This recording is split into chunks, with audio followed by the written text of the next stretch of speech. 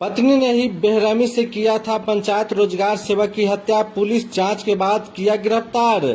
आपको बता दें कि बीते 7 जुलाई को मुजफ्फरपुर में हुए पंचायत रोजगार सेवक की हत्या उनकी पत्नी ने ही की थी। रविवार को सुराग मिलने के बाद एसआईटी ने आरोपी पत्नी सवा फिरदौस को गिरफ्तार कर लिया है। पुलिस के पूछताछ में सवा फिरदौस ने पति मुमताज अहमद की हत्या की साजिश रचने और उसे अंजाम देने की बात कबूल ली। सोमवार को पुलिस ने इसका खुलासा किया है। अवैध संबंध के शक में पत्नी ने अकेले ही कमरे में सो रहे पति का गला रेता। 7 जुलाई को चाकू से मुमताज की आंखें फोड़ दी, जांघ को चीर दिया, सिर, सीने और पीठ पर चाकू के 17 वार किए।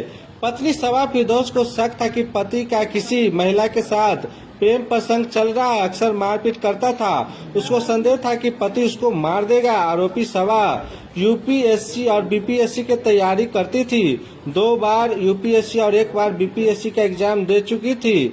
अपने कमरे की दीवार पर लिखा था, हारना मंजूर है मुझे, पर खेल बड़ा ही खेलूंगी।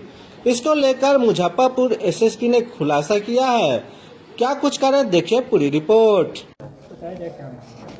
काजी मोहम्मदपुर थाना अंतर्गत में 6 और 7 जुलाई की रात्रि में एक घटना हुई थी जिसमें कि मोहम्मद मुमताज जो वैशाली जिला के भगवानपुर प्रखंड में पंचायत रोजगार सहायक के तौर पर काम करते थे, जिनका घर माड़ीपुर में काजी मोहम्मदपुर थाना क्षेत्र अंतर्गत पड़ता है। वहाँ पे उनकी बॉडी मिली थी जो कि पूरी तरीके से छत विछत खून से लथपथ मिली थी और उनकी हत्या कर दी गई थी। तुरंत ही एफएसएल टीम और सारी सिटी एसपी, एसडीपीओ और सभी लोग वहाँ पे विज़िट किए थे और उसमें सारी अनुसंधान की गई थी। मेरे द्वारा एक एसआईटी का भी गठन किया गया था इसके अनुसंधान और उद्भेदन के लिए। जो बयान प्रथम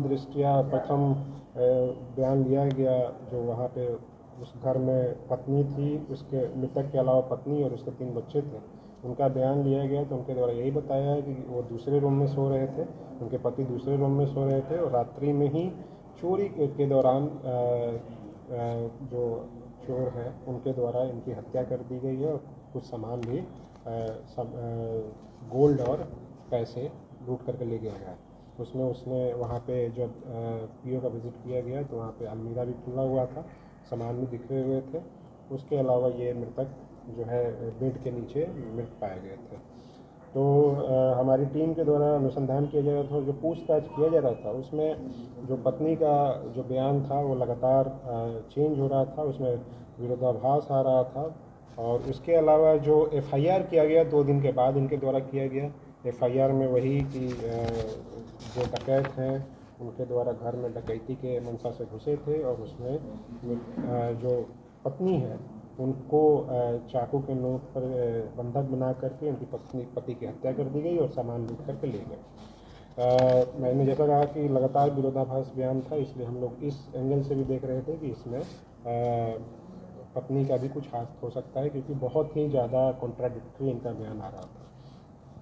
तो जब हम लोगों ने अनुसंधान करना स्टार्ट किया, वैज्ञानिक अनुसंधान करना स्टार्ट किया, सीडीआर और अन्य सारी चीज़ों को जब अवलोकन किया तो और पत्नी से भी जब कड़ाई से पूछताछ की गई तो यह बात प्रकाश में आई कि ये जो मोहम्मद मुमताज है, इनकी पत्नी को ऐसा शक था कि मोहम्मद मुमताज का किसी अन्य महिला से अफेयर था। उसके अलावा पत्नी का जो बयान है और जो उनका कहना है कि इनके पति बहुत प्रताड़ित करते थे, कुछ उसने फ़ोटो भी दिखाया हम लोगों को, मोबाइल को उसने सेव करके रखा था, इसके बच्चों के द्वारा भी ये बात की पुष्टि की गई। तो इसने जो है उसी आक्रोश में आकर के, और इसको ये भी शक था कि इसके पति इसको मारना चाहते हैं, तो इससे पहले इसने ये प्लान बनाया कि पहले मैं ही जो है इनकी हत्या कर दूँ। तो उसके 6 और 7 की रात को लगभग 1:30 बजे के बाद जो डीवीआर था उसमें 1:30 बजे तक, 1:23 तक वो डीवीआर चला था। उसके बाद उसने उसको निकाल दिया, लाइन काट करके, और उसके बाद उस डीवीआर को भी निकाल करके बाहर फेंक दिया था। तो उसने 1:30 बजे के बाद अपने पति पे सोए हुए हालत में ही चाकू से वार किया, गले पे बहुत डीप कट हुआ। उसके बाद और भी अन्य कई जगहों पे वार किया, जिससे उनके पति को वहाँ पर मृत्यु हो गई। और जो जो उसका मोबाइल था पति का और अपना मोबाइल और डीवीआर को उसने डीवीआर को बगल के झाड़ियों में फेंक दिया और जो मोबाइल है वो बगल में नाला है रेलवे ट्रैक के पास वहाँ पर फेंक दिया गया। जो महिला है, महिला के द्वारा जो बयान दिया गया उसी के बयान के आधार पे ये जो डीवीआर है और मोबाइल हम लोगों ने बरामद किया है। महिला ने अपनी जो ये कृत्य है उसको कबूल किया है और उसको हम लोग अब जेल भेज रहे हैं। इसके अलावा अन्य किसी के संलिप्तता की बात अभी तक नहीं आई। पूरी घटना को एक असली महिला ने अंजाम दिया। जैसा मैंने बताया वो सोया हुआ था, सोए हुए हालत में उसने वार किया जिसमें उनकी मृत्यु हो गई। जो सर डकैती का शक्ल दिया गया कथित तौर पर, क्या वो खूब टाइम से पहले से प्लानिंग किया गया था? इसने पहले से प्लान किया हुआ था। वो जो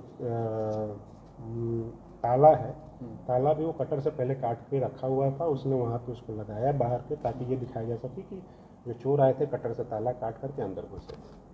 महिला का किसी से नहीं, अभी तक ऐसा कुछ भी नहीं आया।